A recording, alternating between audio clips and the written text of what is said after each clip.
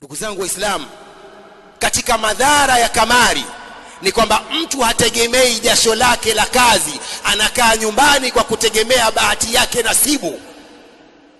Uvivu wa kazi. Fanya kazi utoke jasho upate pesa za halali. Uislamu unaamrisha kazi za halali, sio ukae nyumbani ufanye simu zako upate pesa haram. Katika madhara ya kamari ni kufukarika, sio kutajirika.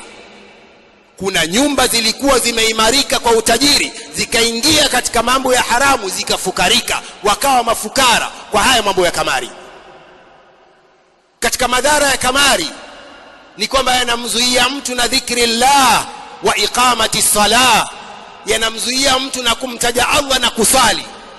Mambo ya kamari pia, mambo ya kamari yanaleta uadui na chuki baina ya wale wanaocheza kamari, wale wanaocheza nao kamari.